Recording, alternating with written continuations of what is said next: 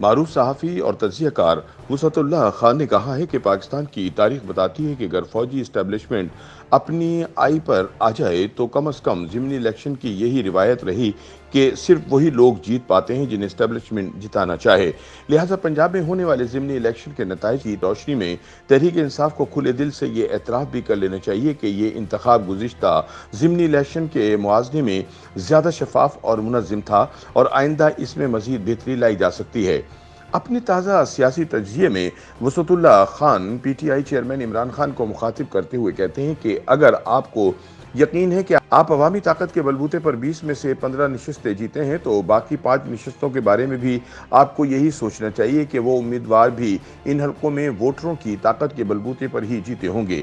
اگر آپ سمجھتے ہیں کہ آپ بے پناہ دباؤ اور جانبداری کے باوجود 15 نشستیں نکالنے میں کامیاب ہوئے ہیں تو پھر اسی منطق کا اطلاق بقیہ 5 حلقوں پر بھی ہونا چاہیے جو آپ ہی کے سابق حلقے ہیں۔ لیکن افسوس کہ عمران خان نے ایک مرتبہ پھر الیکشن کمیشن پر دھاندلی کا الزام عائد کر دیا ہے۔ پنجاب میں حمزہ شہباز کی حکومت کے ممکنہ خاتمے پر تبصرہ کرتے ہوئے وسعت اللہ کہتے ہیں کہ اب یہ امکان پہلے سے زیادہ ہے کہ عام انتخابات جلد سے جلد کرانے پر تمام سیاسی کھلاڑیوں کا اتفاق ہو جائے گا تاکہ مولک معیشت کو زمین پر اتارنے کے لیے ضروری سیاسی اور انتظامی یکسوئی حاصل ہو سکے۔ یہ اعتراف خود تحریک انصاف کے حلقے بھی کرنے لگے ہیں کہ اس معاشی چیلنج سے اکیلے نمٹنا کسی بھی حکومت کے لیے بذات خود سنگین آزمائش ہے۔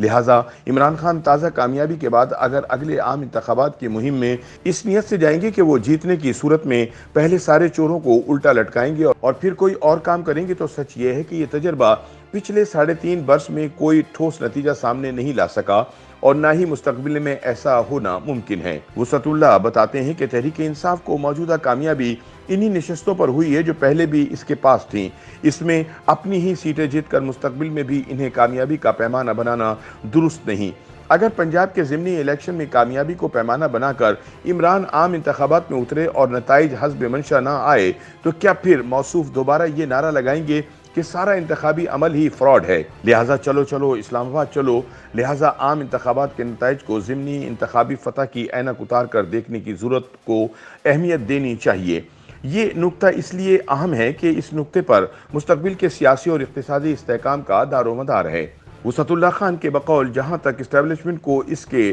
طے شدہ دائرے تک محدود رکھنے کی تمنا ہے تو کہنا جتنا آسان ہے ہونا اتنا ہی مشکل۔ اسٹیبلشمنٹ اور غیر سیاسی اداروں کو آکسیجن اگر ریاستی آئین کے مہر بند سلنڈر کے بجائے سیاسی جماعتوں اور سیاست بازوں سے ملتی رہی تو نتیجہ وہی ڈھاک کے 3 پات نکلے گا۔ اگر سیاستدان واقعی سیاسی معاملات اپنے ہاتھ میں رکھنا چاہتے ہیں تو پھر سلیکٹڈ اور امپورٹڈ جیسی لفظیات دفنا کے ملک کی کم از کم 3 بڑی جماعتوں کو ایک سہ فریقی عہد نامے پر متفق ہونا پڑے گا۔ اسٹیبلشمنٹ کا رسوخ سکڑنا ہے تو باہم دل بڑا کرنا پڑے گا۔ اگر سیاستدانوں کا دل پہلے جیسا سکڑا رہا تو فوجی اسٹیبلشمنٹ اور بھی پھلے اور پھولے گی اور اس کام کے لیے اسے تابع داروں اور موقع پرستوں کی کبھی کمی نہیں رہی۔ سیاستدان یا تو اپنی اپنی ناک کے آگے دیکھنا سیکھ لیں یا پھر جمہوری پاکستان کا مستقبل حال میں ہی دیکھ لیں۔ ناک اور نیک مستقبل ساتھ ساتھ نہیں چل سکتے، دونوں میں سے ایک کا انتخاب کرنا ہوگا۔ وسعت اللہ خان کہتے ہیں کہ انتخابی عمل کیسا بھی ناقص ہو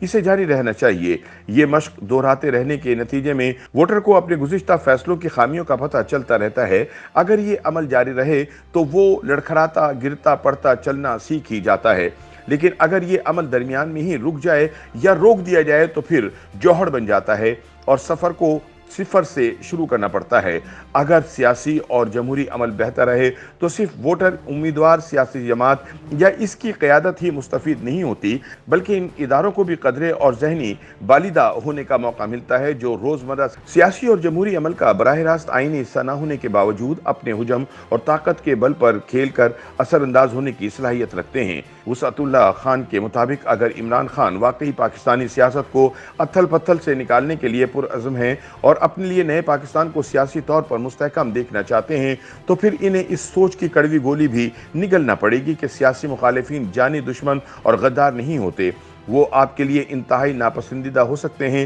آپ بھلے انہیں نجی حیثیت میں کبھی چائے پر بھی مدعو نہ کریں، لیکن جب آپ ایک سیاسی جماعت کے قائد یا پھر کسی آئینی عہدے پر متمکن ہوتے ہیں تو ذاتی پسند ناپسند یا نفرت کو سیاسی گفتگو، مذاکراتی عمل، کردار سازی اور قومی اہمیت کے کسی عام نقطے پر اتفاق کی اشد ضرورت پر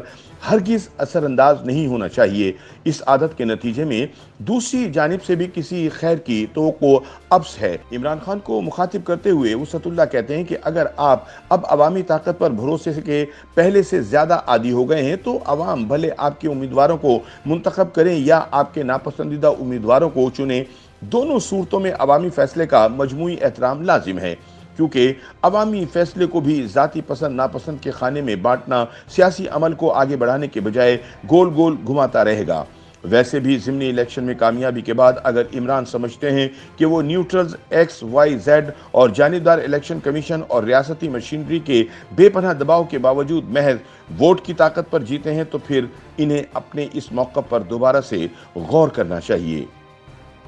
YouTube پر گوگلی نیوز دیکھنے کے لیے youtube.com کی سرچ بار میں googly news T V type کریں۔ گوگلی نیوز کے پیج پر سرخ رنگ کے سبسکرپشن والے بٹن پر کلک کرنا نہ بھولیے۔ YouTube پیج پر اپلوڈ ہونے والی ویڈیوز سے باخبر رہنے کے لیے بیل آئیکن پر کلک کیجیے۔ آپ کو ہر نئی ویڈیو کے بارے میں نوٹیفیکیشن موصول ہو جائے گا۔